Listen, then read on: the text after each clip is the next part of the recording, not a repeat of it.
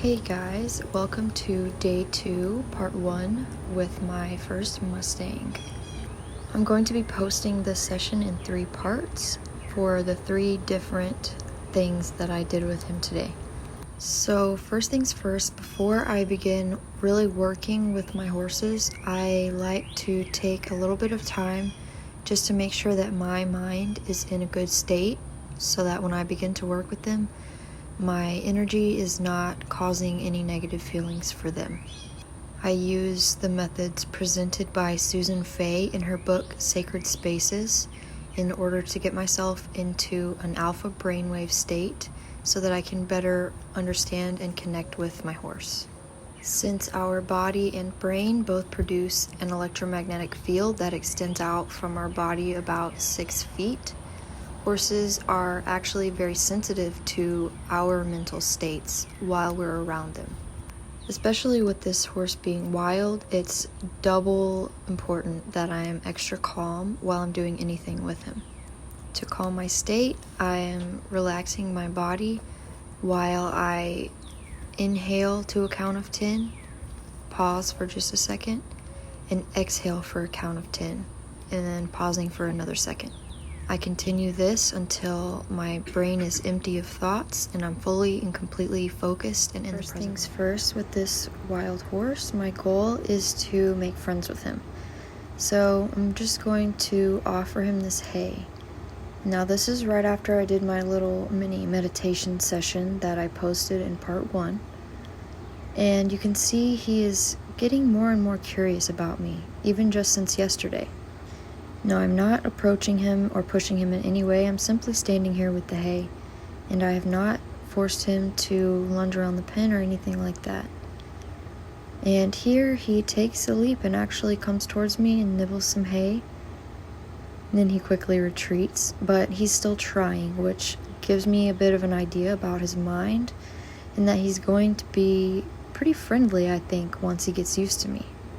So with the hay, I am using Warwick Schiller's Cat H desensitizing method and tweaking it a little bit so that I am the object approaching and retreating from the horse. Right here he went to walk away, so I cut him off, and he's very good about wanting to face me, which also is a great sign for me for how he's going to behave down the road. While I'm standing here with this hay, I'm focusing on simply observing all of the little signs he's giving me with his facial cues. If you notice his ears, now while I'm standing here with this hay, I'm focusing on feeling my entire body and keeping my mind still in the present moment. I don't have an agenda in my mind. I'm not thinking about how badly I want him to eat the hay. I'm not thinking about how badly I want to scratch him or anything like that. Just completely focused on how adorable he looks chewing this hay. So now I'm going to begin trying to approach and retreat a little bit more. He's a little bit shy again, even from where we got to yesterday. So you kind of just have to start over each day a little bit. But it does get better and better, and he will progress quicker and quicker as time goes along. Though it is a really slow process using this method in the beginning. I have no doubt that it will definitely be worth it, though.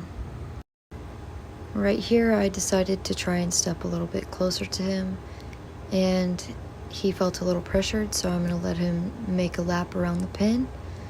And once he gets back over into this corner, I will step in front of the drive line and in front of his shoulder to have him come to a stop.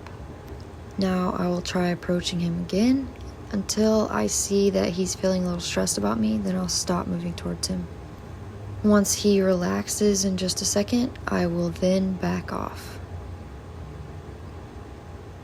Stay tuned for part 3. The very last part of today's session with my Mustang, I worked on approaching him with my arm outstretched. I began by using a handful of hay, and now I have run out of hay, so we're just working on him getting used to me and me alone.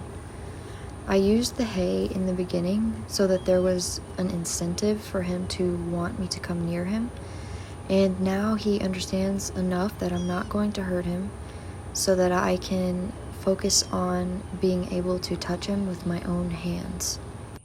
Earlier in our session, while he was getting 2 bites of hay, I was able to gently rub his nose twice. This lets me know that he is ready to begin accepting me touching him and being okay with that. So as you can see here, this ear on my side is directly pointed down at my hand, and so is his eye.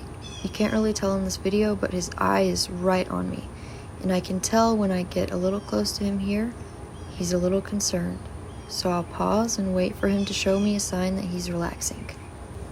Now, while I'm waiting here, I wanted to go ahead and talk about how important patience is while you're training any horse. Not just a wild one, but literally any horse that you're working with will benefit extremely from you being extremely patient with them. Now, he finally relaxed, so I've retreated, and now I'm coming back in. Really, my goal here is to bring my hand as close to his face as possible without him becoming scared. So he's a little tense, so I just have waited here until he started blinking, then I remove my arm from his space, and then repeat. And you can see he's starting to blink a lot now, which is a fantastic sign. And actually, this is towards the end of the session. I spent 40 minutes with him this morning, and by this point, I'm standing just a few feet away from his head, and he's blinking so much that he's almost falling asleep. So this is absolutely wonderful for me to feel. I'm still very focused on maintaining my calm internal state, and I'm trying to intentionally present the vibe to him that I am safe and friendly and that I'm not out to hurt him whatsoever. And there's a piece of grass hanging in his mane that I so badly want to grab right now, but it's more important that I go slow in order to allow him to get used to me. This is a great place for me to stop for the day. Hey guys, if you've been enjoying my training videos, I would really appreciate it if you would give me a like and a follow, and go ahead and check out my website, nirvanamustangsanctuary.org, so you can help me save Mustangs. I hope you have a fantastic day.